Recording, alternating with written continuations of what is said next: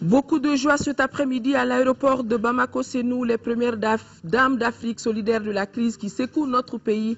Elles ont offert des vivres et 100 000 $ pour la scolarité des enfants déplacés des régions du Nord Mali. Et c'est la première dame de Sierra Leone qui a porté le message. Plus de 520 millions de francs CFA de recettes fiscales, c'est ce montant que la direction des impôts en conseil de direction décentralisé à Ségou entend réaliser pour l'exercice 2013. C'est parti pour la première session ordinaire de la Cour d'assises de Bamako au titre de l'année 2013, sans dossier sur la table des juges.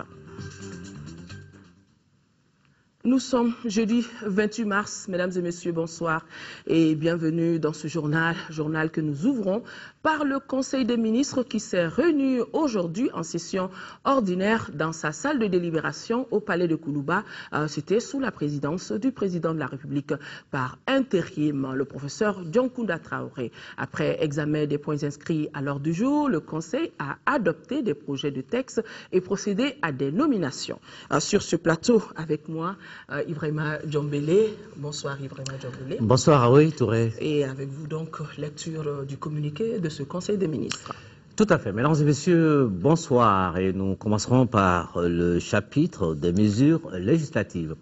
Sur présentation du ministre de l'économie, des finances et du budget, le Conseil des ministres a adopté un projet de loi portant approbation du Code de transparence dans la gestion des finances publiques au sein de l'UEMOA, dans le but d'instaurer des règles permettant une gestion transparente et rigoureuse des finances publiques pour conforter la croissance dans les pays membres. Les chefs d'État et de gouvernement de l'UEMOA ont adopté en 2009, à travers une directive, le Code de transparence dans la gestion des finances publiques au sein de l'UEMOA.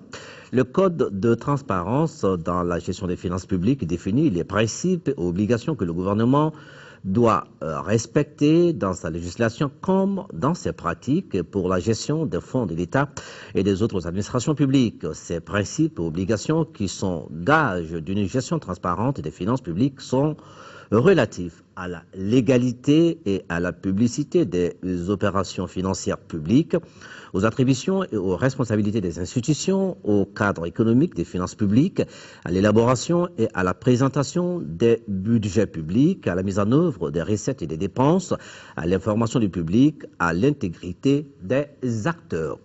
L'adoption du présent projet de loi vise à incorporer dans la législation nationale le Code de transparence dans la gestion des finances publiques au sein de l'UEMOA tel qu'annexé à la directive numéro 1 du 27 mars 2009 de l'UEMOA dont il fait partie intégrante.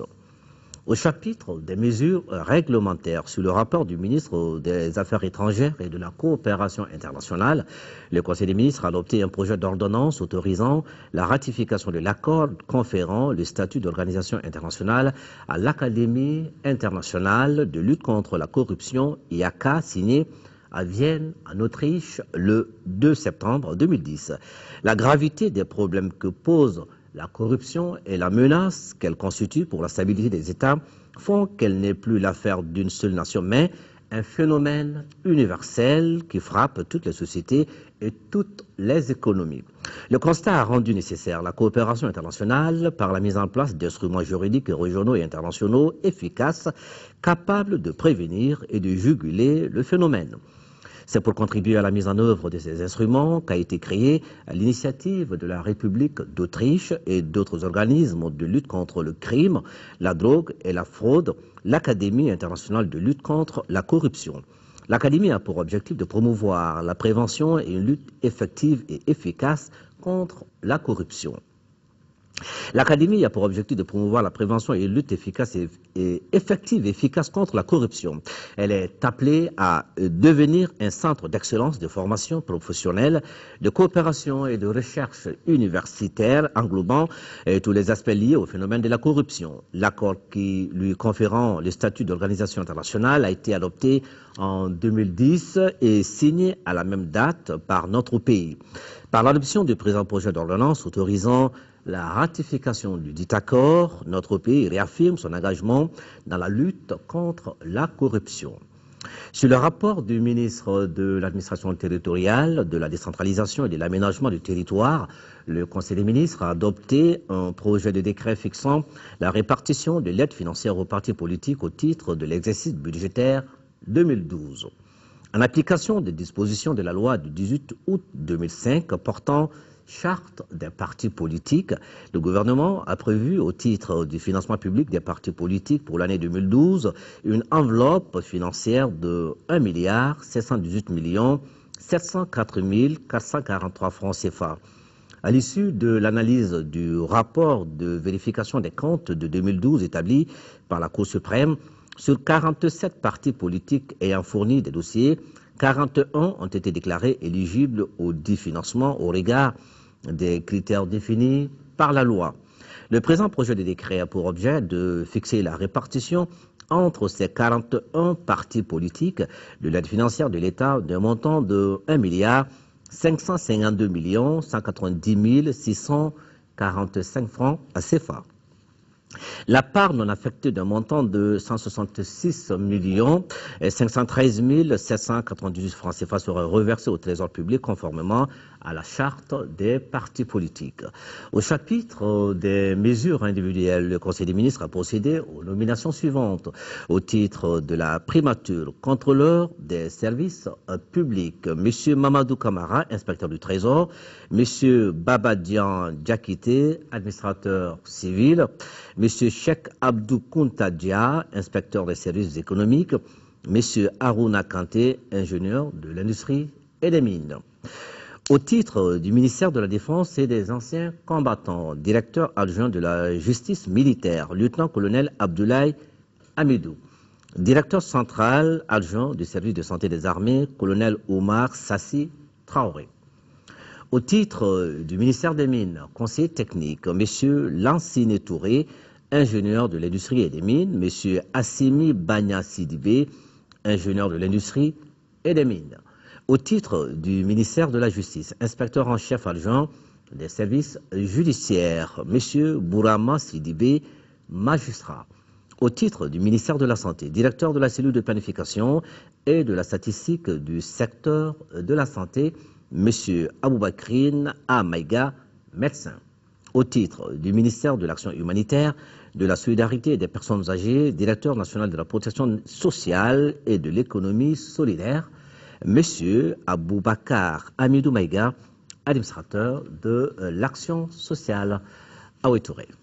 Merci Ibrahima Djombele. Vous allez rester avec nous pour suivre le cours de ce journal. Quelle stratégie pour l'implication des femmes dans le processus électoral et la réconciliation? La question était au centre d'une rencontre ce matin. Elle est initiée par le réseau des femmes parlementaires en partenariat avec le National Democratic Institute NDI. Compte rendu signé Fatoumata Kone. Au Mali, le nombre de femmes au niveau des instances de décision n'est pas à hauteur de souhait.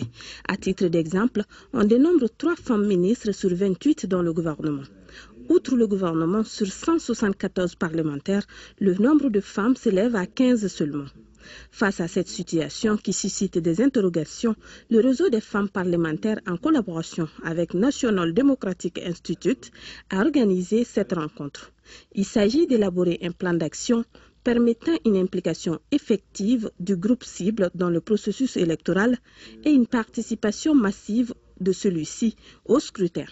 La parité est également nécessaire dans les organisations professionnelles et dans les organisations syndicales, car aujourd'hui on est loin de faire de la parité le sujet essentiel des conventions collectives. Nous nous sommes proposés de dégager des actions à mener dans 2 sens. D'une part, pour une meilleure intégration des femmes dans le processus électoral, et de l'autre pour notre meilleure implication dans le processus de réconciliation entamé par notre pays.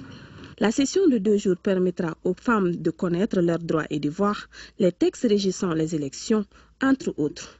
Je veux du fait, en choisissant ces thèmes d'une brûlante actualité dans notre pays, et de se doter des meilleures capacités, des meilleures stratégies pour s'impliquer dans le processus actuel et aider la démocratie malienne à repartir plus fort.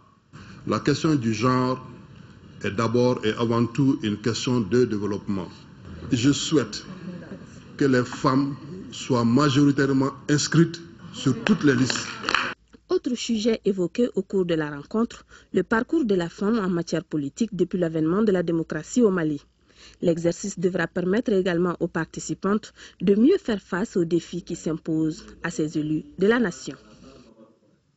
Les contributions à l'effort de guerre se poursuivent. Hier après-midi, les Maliens de l'extérieur et certaines bonnes volontés ont remis au ministre de l'Économie et des Finances une somme d'à peu près de 22 millions de francs CFA. Et c'était en présence de notre reporter Agibou Koulibaly. D'abord, ces chiffres à retenir. 18 milliards de francs CFA, c'est la perte enregistrée par les banques dans les 3 régions nord du Mali suite au conflit sécuritaire. C'est le président de l'Association professionnelle des banques et établissements financiers qui l'affirme. Moussa Alassane Diallo a rencontré ce jour la presse pour échanger sur la 3e édition de la journée des banques et établissements financiers. Un rendez-vous annuel qui vise à promouvoir et à vulgariser les services bancaires au Mali. Autrement dit, contribuer à ce que chaque Malienne et chaque Malien ait un compte en banque. C'est un véritable instrument de développement et de financement de l'économie. Aujourd'hui, nous sommes à environ 11% de taux de bancarisation et l'objectif que nous nous sommes fixés est d'atteindre 20%. Donc cette journée doit permettre d'assurer la vulgarisation, la promotion, la connaissance de l'ensemble des produits et services bancaires. Il s'agit également d'établir un dialogue direct entre les banques et les populations. Pour ce faire, la journée prévoit 2 conférences débats. La première porte sur l'impact de la crise politico-sécuritaire sur les banques. La deuxième conférence traite du paiement électronique. Une autre activité retenue est l'organisation d'un salon des banques. Le salon des banques et établissements financiers est un espace d'exposition. Exposition du savoir-faire des banques. Exposition des produits et services bancaires. De façon à ce que les populations viennent visiter les stands où toutes les banques et tous les établissements financiers du Mali seront représentés avec l'ensemble de leurs produits et ces stands seront animés par des cadres de haut niveau des banques. Les activités de la 3e édition de la journée des banques et établissements financiers se tiendront les 5 et 6 avril 2013 à Bamako. Voilà, mesdames et messieurs, la machine est allée plus vite que nous. Il s'agissait plutôt de la 3e édition de la journée des banques, journée qui se tiendra les 5 et 6 avril prochains. Et vous avez entendu le président de l'Association professionnelle des banques et établissements financiers. Il s'agissait pour lui d'expliquer aux hommes de médias les pertes enregistrées pendant cette crise. Nous voyons à présent si nous sommes à mesure de vous proposer l'élément sur les contributions à l'effort de guerre. Hier après-midi, les Maliens de l'extérieur et certaines bonnes volontés ont remis au ministre de l'Économie et des Finances environ 22 millions de francs CFA. Et c'était en présence de notre reporter Agibou Koulibaly. Pour soutenir l'armée malienne dans la reconquête du nord du Mali, les citoyens continuent toujours de se manifester. Pour leur contribution, les Maliens de l'extérieur, à travers le ministère des Maliens de l'extérieur et de l'intégration africaine, viennent de donner à l'armée malienne plus de 22 millions de francs CFA. Nous vous avons offert aujourd'hui la somme de 22 731 000 francs CFA provenant du Gabon pour 10 millions, de la Chine pour 5 millions, du Canada pour 3 531 000, de la République démocratique du Congo pour 2 millions, du Togo pour 1 million et de Malte pour 1 200 000 francs CFA. Les 18 foyers plus une famille de cités ont répondu à notre appel. Ces 18 foyers plus la famille des cités Emerville ont pu effectivement collecter une somme de plus de 18 millions de francs CFA. Un geste de solidarité exemplaire très apprécié par les autorités maliennes. Ces contributions que nous recevons tous les jours, de tous les côtés du monde, des 5 continents du monde, seront utilisées à bon escient et pour la juste cause, pour la noble cause, à savoir la défense de la patrie et rien que la défense de la patrie. Donc que chaque Malien qui a contribué, quel que soit le montant, qu'il en soit remercié. Au nom du président de la République par intérim, le ministre Marempa Samoura a remercié ce geste humanitaire des Maliens de l'extérieur et d'autres bonnes volontés pour soutenir l'armée dans la reconquête du nord du Mali. Restons avec le ministère de l'économie, des finances et du budget pour vous dire que le ministre de l'économie, des finances et du budget informe le public que la situation de compte bancaire ouvert à la BDMSA intitulée « Appui aux forces armées présentes à la date du 22 mars 2013 » un solde de 2 292 144 685 francs CFA. Le ministre de l'économie, des finances et du budget profite de cette occasion pour renouveler sa profonde gratitude à l'ensemble des généreux donateurs et de les informer que la liste complète des donateurs figure sur le site web du ministère de l'économie, des finances et du budget. Je vous disais dans le titre, un élan de solidarité à l'égard des déplacés de notre pays. La mission des premières dames d'Afrique a remis cet après-midi une importante donation. A offert une importante donation en vivres, près de 320 tonnes. En plus des dons en nature, les épouses des chefs d'État d'Afrique ont aussi donné en espèces 100 000 $ US, soit à peu près de 50 millions de francs CFA pour l'alimentation d'un fonds qui prendra en charge les frais de scolarité des enfants déplacés des régions du nord Mali. La cérémonie, on le voit sur ces images de remise, a eu pour cadre l'aéroport de Bamako-Sénou en présence de l'épouse du président de la République par intérim, Madame Traoré Mintou Doucouré, et c'est l'épouse du président de Sierra Leone qui a fait le déplacement de Bamako. Nous vous proposerons dans nos futures éditions le reportage complet de notre reporter Modibo Mariko. Plus de 520 milliards de francs CFA de recettes fiscales pour l'année 2013. L'information a été donnée à Ségou ce matin où se déroulent les travaux du conseil de direction de la Direction générale des impôts. L'examen du plan intérimaire 2013, le renforcement des capacités, la définition d'une éthique professionnelle et la recherche de la qualité de la gestion et l'adoption de la fiscalité à l'environnement socio-économique de notre pays sont des sujets qui ont été débattus au cours de cette session d'administration. Nous retrouvons depuis Ségou Dougoufana Traoré. Ce conseil de direction dont les travaux se tiennent dans la capitale des Balazans a pour but de promouvoir un plan de recouvrement massif des impôts d'une part, mais aussi et surtout de passer en revue toutes les contraintes qui ont pu jalonner l'année 2012 afin de trouver une thérapie adaptée en 2013. Il s'agit aujourd'hui d'appliquer effectivement des mesures de renforcement de ce contrôle interne. Un plan de travail intérimaire de 1 an qui fixe les priorités en fonction du contexte de crise, la généralisation des plans de travail individuels pour mieux suivre et évaluer le rendement de chaque agent et l'amener ainsi à l'utilisation optimale des utilisations existantes. Ce diagnostic sans complaisance n'a pas empêché les impôts d'atteindre les 470 milliards de francs CFA en 2012, d'où les félicitations et encouragements du ministre Tchena Koulibaly, qui réitère d'ailleurs les préoccupations du gouvernement de transition. Le gouvernement est très attentif aux évolutions de votre administration qui lui ont conféré depuis quelques années un rôle de première importance dans la constitution du budget national. La double crise sécuritaire et financière qui expose notre pays à tous les dangers reporte sur votre administration et sur notre département beaucoup de responsabilités supplémentaires. Il me plaît donc de noter votre engagement professionnel collectif à atteindre l'objectif de recette 2013 de 521 milliards de francs CFA. La tenue d'une telle assise à Ségou va permettre de réveiller l'économie locale sonnée depuis 2012, aggravée par la construction de la route Ségou-Bamako, dont les travaux tardent à finir. À Ségou, les idées ne manquent pourtant pas pour recouvrer correctement les impôts. J'en appelle au civisme fiscal de l'ensemble des opérateurs économiques de la région de Ségou. Il faudrait faire comprendre à tous que le vrai patriote est une sentinelle de l'impôt et qu'au-delà d'une obligation citoyenne, payer ses impôts à temps est de nos jours, pour notre pays, un acte de survie.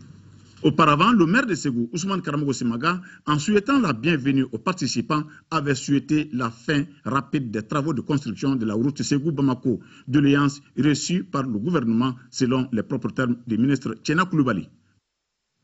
Première session ordinaire de la Cour d'assises de Bamako au titre de l'année 2013. Les travaux ont démarré ce matin pour un mois et sur la table des juges, 100 dossiers à examiner. Les accusés sont au nombre de 168 et les faits qui leur sont reprochés sont relatifs aux assassinats, meurtres, ventes et consommation de stupéfiants. Sira Bachili était présente pour nous. Juridiction populaire de par sa composition, la Cour d'assises de Bamako s'installe pour sa première session au titre de l'année 2013. Elle a un mois pour trancher 110 affaires, un gros lot pour démarrer l'année. Les faits restent les mêmes, atteinte à la vie, vente et consommation de stupéfiants, sans compter l'atteinte aux biens publics ou détournement de fonds. La liste est longue. Ce sont donc 168 accusés qui répondront devant la justice. Ceux qui attendent que nous nous cantonnions à la simple lecture du code de procédure pénale et du code pénal, que nous formions sur les yeux sur les autres questions de la nation, se trompent. Nous évoquerons toutes les questions qui concernent le Mali, car on ne saurait donner le bulletin de vote à un de terre au nom d'une certaine obligation de réserve. Je me refuse à cela. Ce pays a trop adoré l'hypocrisie et le faire semblant. On veut tout camoufler, tout rafistoler, et cela ne règle rien. Quand un fonctionnaire qui gagne moins de 300 000 francs CFA par mois fait une commande de meubles pour sa maison à usage d'habitation pour une valeur de 67 millions de francs CFA, c'est un crime qui se commet. Je n'invente pas, c'est une évidence, c'est une réalité. Quand des cadres maliens peuvent s'acheter des appartements en France, aux États-Unis, au Canada, c'est de l'ordre de l'innommable. Les mots qui minent notre société. Ils ont pour nom corruption. Ils ont pour nom laisser aller. Ils ont pour nom dysfonctionnement des services publics. C'est vrai, c'est une réalité évidente. Et il est temps. Si nous voulons demain, après-demain, qu'il y ait un Mali nouveau, il est temps qu'on se ressaisisse. La tâche est rude, mais la Cour sera assistée et épaulée par des citoyens pour rendre des arrêts. Il s'agit des assesseurs qui sont au nombre de 12. La responsabilité des décisions d'assises incombe à toute la société. Beaucoup de citoyens réclament une peine exemplaire et veulent que la justice sévisse contre le coupable. La justice n'est pas une vengeance, même s'il est nécessaire qu'elle soit souvent musclée. Il serait donc si juste d'admettre qu'à chaque cas d'espèce, sa solution juridique applicable. Pour chaque cas, il faut respecter la présomption d'innocence et qu'à la barre, lieu de l'instruction terminale, il faut respecter encore le principe du contradictoire et investiguer à charge et à décharge. Par la voix du procureur général, la Cour a tenu à rappeler que le parquet n'a enregistré aucune plainte concernant les exactions commises au nord du Mali. Hommage a été rendu aux vaillants soldats tombés sur le champ de l'honneur pour rendre justice au Mali. Les élections de juillet prochain mobilisent déjà les esprits, ses enjeux et stratégies d'accompagnement. C'est le thème d'un forum multi-acteurs de 2 jours qui a démarré ici à Bamako. Le forum se fixe comme objectif de faire des propositions pour un accompagnement juste du processus électoral. Youssouf Diakité, compte rendu. Réussir les élections de 2013, enjeux et stratégies d'accompagnement. Ce thème est débattu pendant 2 jours par les participants au forum multi-acteurs. 2 jours qui permettront aux acteurs de sortir des propositions et recommandations pour la réussite des bonnes élections. L'objectif, selon les organisateurs, est de contribuer à l'organisation d'élections dans un contexte d'instabilité politique et institutionnelle. Je crois que le grand défi auquel nous faisons face aujourd'hui au pays, c'est le retour à une normalité républicaine et cela va avec la réussite de ces élections. et aussi la question sécuritaire. Il faudrait qu'absolument on arrive à lever ces défis sécuritaires et c'est aussi une condition sine qua non pour l'organisation même des élections. Il y a de nombreux défis, mais je pense que les plus importants à l'heure actuelle et en lien avec les élections, c'est vraiment les deux grands défis. Le chef de cabinet du ministre de l'administration territoriale, de la décentralisation et de l'aménagement du territoire s'est réjoui de cette initiative des responsables du forum multi-acteurs. Une initiative qui contribue à la bonne tenue d'élections présidentielles, législatives, transparentes, crédibles et pacifiques. Le forum multi-acteurs n'est pas à sa première expérience, car depuis 2008, il s'est engagé dans un processus dynamique de réflexion critique sur les enjeux de gouvernance au Mali. À nos jours, il capitalise 9 publications sur des thématiques assez variées telles que l'accès aux services publics, l'accès à la justice, le processus électoral, l'éducation et la citoyenneté, la gouvernance de la sécurité, la crédibilité et la capacité de l'État. Les participants venus du Sénégal, de la Côte d'Ivoire et naturellement du Mali prennent part aux travaux. Et ce communiqué du ministre de l'administration territoriale, de la décentralisation et de l'aménagement du territoire qui convie en réunion demain, vendredi 29 mars à 9h30 dans la salle de conférence du gouvernorat du district de Bamako, les représentants des partis politiques dans le cadre de la commission de suivi du processus électoral prévu par le comité de suivi de la mise en œuvre de la feuille de route pour la transition. Fin des activités du projet Sahel Agroformation, c'est dans la région de Caille. Les acteurs étaient réunis pour présenter les résultats des 3 années d'activité du projet. Il ressort de cette rencontre que le projet a pu réaliser 90% de ses activités, parmi lesquelles on peut retenir la formation professionnelle. Depuis Caille, nous retrouvons le point avec Moussa Fane. Démarré en 2010, les activités du projet Sahel Agroformation viennent de prendre fin dans la région de Caille sur un constat positif, puisque le bilan fait ressortir un taux d'exécution de 90% des activités du projet en première région, notamment dans les domaines de formation agricole des paysans et des pisciculteurs. Ces acquis dans la région de Caille, déjà, ils sont au niveau de la CAFA, qui est un réseau des organisations paysannes et de l'Assemblée régionale de Caille, qui sera le moteur de la mise en œuvre dans un cadre exceptionnel pour faire avancer les acquis avec d'autres partenaires, mais sur ce contexte réfléchi pour les accompagner aussi. Financé par l'Union européenne à 90% et les 10% assurés par SUSContact, ce projet intervient au Mali et au Niger pour la modernisation de l'agriculture. Les paysans maliens aussi sont capables d'utiliser des techniques modernes et ces produits qui arrivent maintenant. Mais pour bénéficier encore plus, il faut investir encore plus dans les femmes et dans les hommes. Le projet Sahel Agroformation, qui est sur 2 pays, le Mali et le Niger, nous a donné la possibilité de connaître les organisations paysannes dans les 2 pays et d'apprendre à travailler avec eux. Nous avons pu développer encore plus notre savoir-faire dans l'ingénierie pédagogique au niveau de la formation agricole et rurale. L'assistance a pu suivre la projection d'un documentaire sur des activités menées par le projet. Les résultats de cette expérience seront mis en œuvre dans les régions de Sikasso, Ségou, Mopti et Koulikoro. Le ministre de l'Environnement et de l'Assainissement rentre d'une visite dans les sociétés minières de la région de Caille. Les échanges avec les orpailleurs et les responsables des mines ont porté sur l'impact de l'exploitation minière et de l'orpaillage sur l'environnement. Le compte-rendu signé Jafar Aïdara.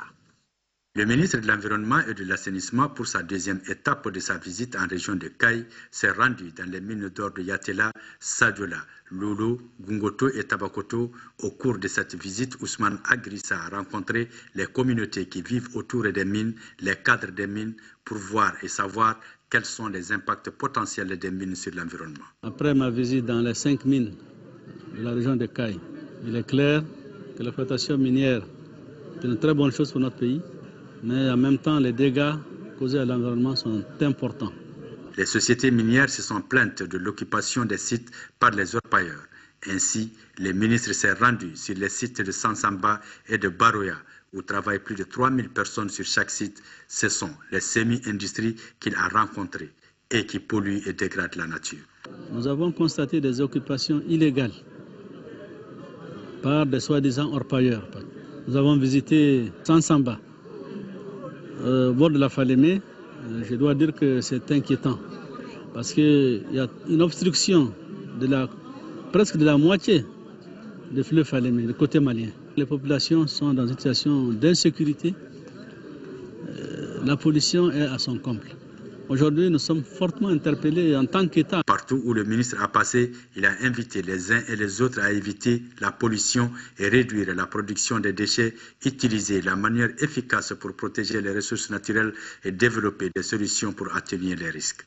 À la fin de sa mission, Ousmane Agrissa s'est rendu à Kéniéba pour visiter les services relevant de son département.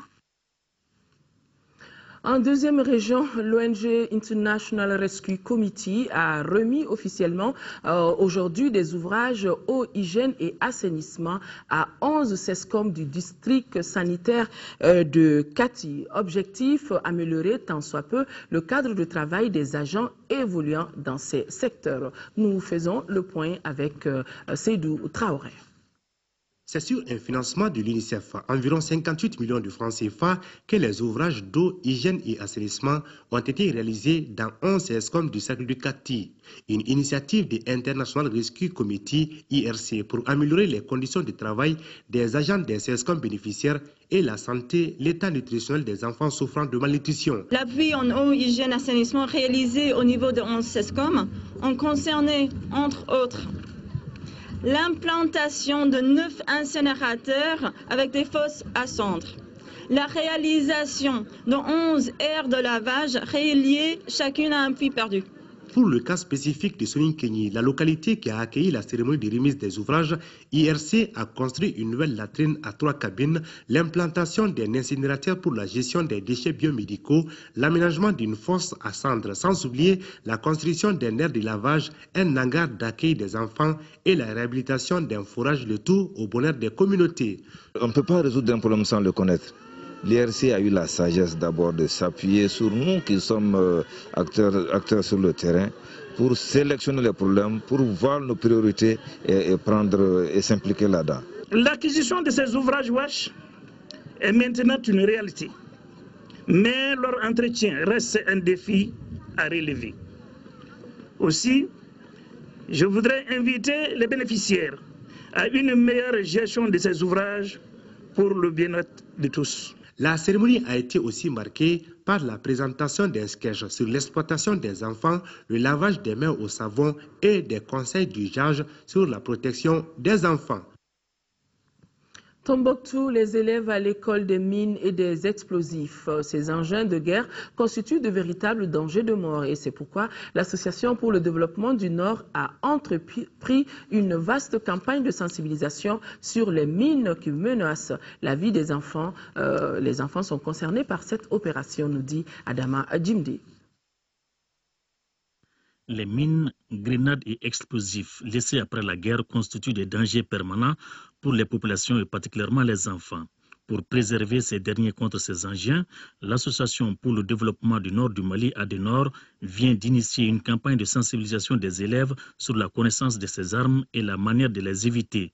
5 écoles de Tombouctou sont concernées: Bahadou, Fondogomo, Alpha Moya, Abbé Santao et Imam Essaouti. Finish, les enfants ont été très réceptifs au message. Pour moi, les mines, les explosifs, c'est un danger pour la société et on doit faire comprendre à toutes les composants de la société que les mines, les explosifs sont des choses à éviter. Pour l'encadrement, les scolaires constituent un relais sûr. C'est à vous maintenant que revient le rôle de sensibiliser le reste de la population qui n'a pas eu la chance d'être là cet après-midi. Cette opération mérite d'être étendue au niveau de tous les établissements du Nord afin d'éviter les risques liés aux explosifs.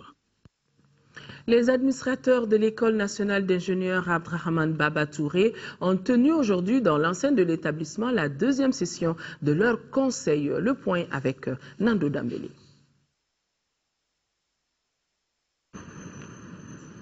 Fruit des diverses mutations qu'a connues le système éducatif malien depuis 1960 à travers les réformes pédagogiques, administratives et structurelles, l'École nationale d'ingénieurs ENI aborde aujourd'hui un tournant très important de son évolution. En effet, dès la rentrée académique 2013-2014, l'établissement va basculer dans le système licence, master, doctorat. C'est pourquoi les administrateurs font beaucoup d'espoir sur cette deuxième session. Nous pensons très bien que des résolutions pertinentes seront prises pour voir l'évolution positive des activités de l'École nationale d'ingénieurs. La session se tient à un moment où l'ENI, comme bon nombre de nos établissements universitaires, a connu des perturbations, mais qu'à cela ne tienne. Cette session se déroule en un moment où notre pays connaît l'un des moments les plus difficiles de son histoire. Grâce à Dieu, la situation s'améliore de jour en jour avec l'aide des pays amis. Malgré cette situation, l'ENI projette de terminer les programmes de l'année en cours à mi-août dans des conditions normales. Pour l'atteinte de ces objectifs, l'ENI est doté d'un budget prévisionnel de plus de 976 millions de francs CFA, légèrement en baisse par rapport à celui de l'année dernière. Autre lieu, autre conseil, le projet intégration de la résilience climatique dans la production agricole pour la sécurité alimentaire en milieu rural a tenu dans les locaux de la Direction nationale de l'agriculture la deuxième session de son comité de pilotage. Session suivie par notre reporter Abdrahman Meiga. Cette deuxième session du comité de pilotage du projet Intégration de la résilience climatique dans la production agricole pour la sécurité alimentaire en milieu rural avait à son ordre du jour des sujets d'une importance capitale pour le devenir de ce programme. Il s'agit entre autres de l'adoption du rapport d'activité de 2012 et la validation du programme technique et financier de 2013. De l'analyse du programme provisoire 2013, d'importantes actions seront exécutées par le projet Intégration de la résilience climatique. Elles concernent le renforcement des mécanismes de gestion du savoir, le renforcement des liens entre les institutions et les producteurs sur le processus d'adaptation au changement climatique. Malgré la crise politico-institutionnelle qu'a connue notre pays en 2012, le projet a enregistré pour sa première année de mise en œuvre des résultats intéressants. Entre autres, l'établissement de la situation de référence des capacités d'adaptation pour 26 communes, la formation et le recyclage du 36 facilitateurs de champs écoles producteurs sur le thème relatif au changement climatique et aux mesures d'adaptation. En cette année 2013, le projet Intégration de la résilience climatique entreprend également la création d'un centre national sur les bonnes pratiques agricoles, appuyé par le renforcement des capacités et la vulgarisation des pratiques agricoles. Pour une mise en œuvre correcte des actions inscrites à l'agenda, le projet mobilisera en 2013 plus de 947 millions de francs CFA. Les enjeux du développement socio-économique que représente le changement climatique pour notre pays, pour un pays comme le Mali, imposent d'offrir aux acteurs ruraux des repères nouveaux et sûrs, ainsi que des outils appropriés qui leur permettent de soutenir efficacement et durablement les actions de promotion de l'agriculture et de lutte contre la pauvreté. Ce comité de pilotage a également été l'occasion pour les administrateurs de réfléchir et de dégager des stratégies pour plus de mobilisation des ressources financières. Cette amélioration de l'assiette fiscale passe forcément par l'analyse des difficultés rencontrées par le dit projet en 2012. Ces obstacles concernent entre autres la lenteur dans le traitement des dossiers, les effets de la crise sécuritaire, sans oublier la limitation des fonds autorisés par le Fonds des Nations Unies pour l'agriculture et l'alimentation. Le 26 mars, l'événement a été célébré mardi dernier. Les organisateurs et associations démocratiques ont échangé sur les questions politiques du pays. C'était à la faveur des conférences animées à travers le district de Bamako. Des éléments commentés par Mamourou Sidibé. Le 26 mars, Journée nationale des martyrs, a été l'occasion pour les associations et organisations du Mali de tenir des conférences à travers le district de Bamako. C'est ainsi que les responsables des médias privés ont fait l'état des lieux de la presse malienne. Cette conférence avait pour thème « État des lieux de la liberté de la presse au Mali depuis le 22 mars 2012, bilan et perspectives ». On a malheureusement l'impression que ces turbulences-là sont focalisées sur la presse, alors que ce n'est pas la presse qui quand même est à l'origine de tout ce que nous vivons aujourd'hui au Mali. Bien au contraire, la presse à chaque fois démontré son engagement à être gardienne de la démocratie, a montré son engagement patriotique sur nombre de questions. Il fallait s'y attendre. La liberté d'expression et l'accès à l'information ont été les principales questions abordées. Le Cercle de réflexion et de solidarité des anciens de l'AEM a aussi organisé une conférence débat. Cette conférence a été l'occasion pour les responsables du cercle de réflexion d'échanger avec les participants sur les grands axes du mouvement démocratique et les questions de la réconciliation nationale. L'Association des élèves et étudiants du Mali, AEM, veut mettre fin à la violence dans le milieu scolaire et universitaire de notre pays. C'est dans ce sens qu'elle a organisé ce mardi une conférence débat à la FAST de Bamako. L'activité s'inscrit dans le cadre de la commémoration du 22e anniversaire de l'avènement de la démocratie au Mali. La pyramide du souvenir a elle aussi organisé une conférence débat intitulée « Rôle de la jeunesse et estudiantine dans le respect des droits humains en période de conflit armé ». Cette conférence, qui a enregistré la présence massive des étudiants et plusieurs acteurs du mouvement démocratique, a été l'occasion pour les uns et les autres d'interpeller la jeunesse sur son rôle dans la conscientisation, la veille et l'alerte en cas de violation des droits humains. L'association Acte 7 accueille depuis hier, et ce jusqu'au 17 avril prochain, une exposition de peinture intitulée « Paix et culture ». Cette exposition, qui présente une trentaine de tableaux, a été réalisée par des artistes plasticiens en guise de contribution pour une sortie de crise. Modibo Soirée a assisté au vernissage et voici son compte-rendu.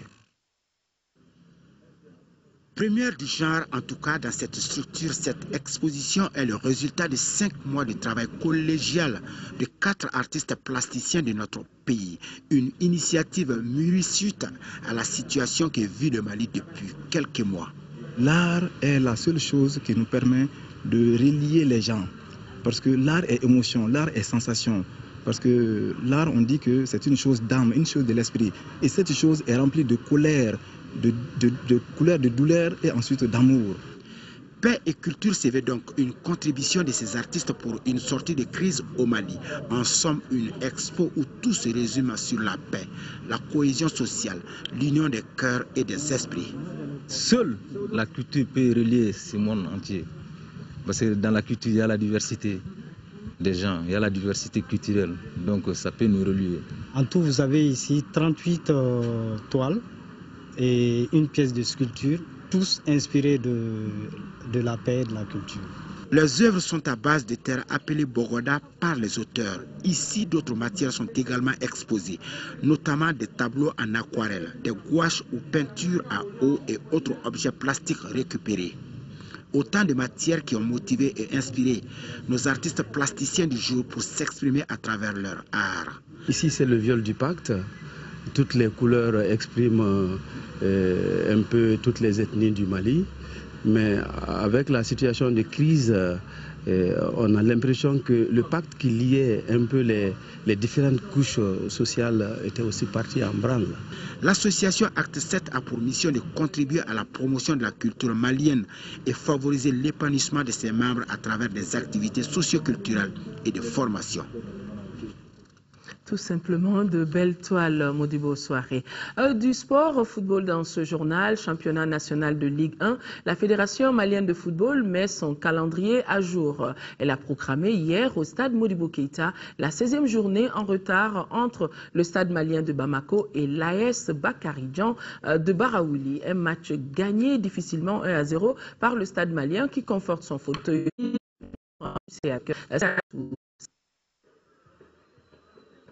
Après avoir concédé 2 matchs nuls d'affilée, le doute s'est installé dans le camp du Stade malien de Bamako.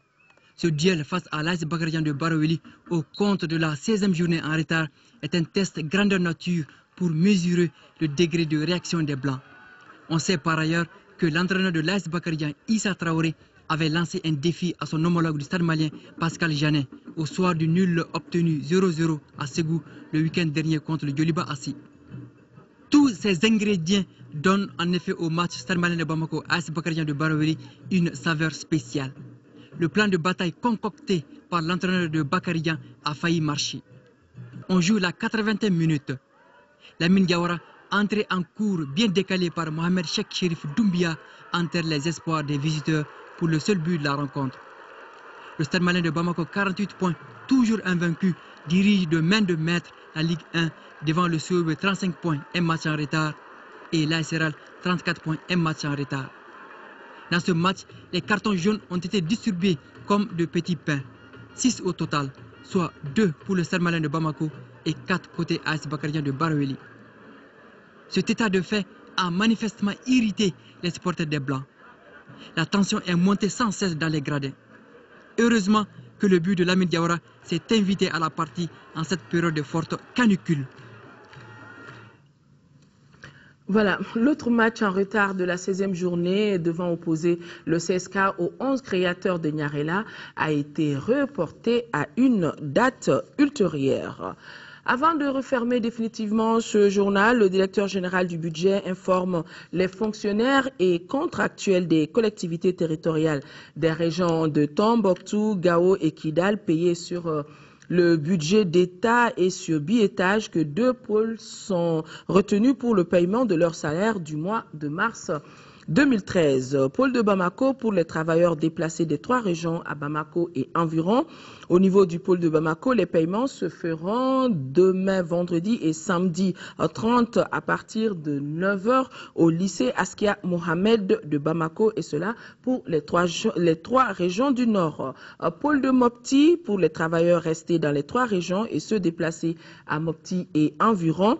Au niveau du pôle de Mopti, les paiements se feront les lundis 1er, mardi 2, mercredi 3, jeudi 4 avril à partir de 9h au gouvernorat de Mopti pour les 3 régions du Nord.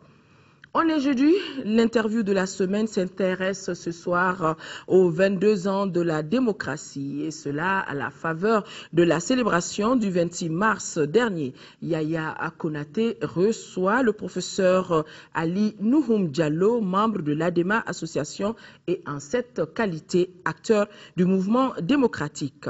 L'interview de la semaine à suivre après l'émission sur la ligne de front. Voilà, mesdames et messieurs, c'est donc tout pour cette édition. Merci de l'avoir suivi. Demain, 10h, 13h, dès ici.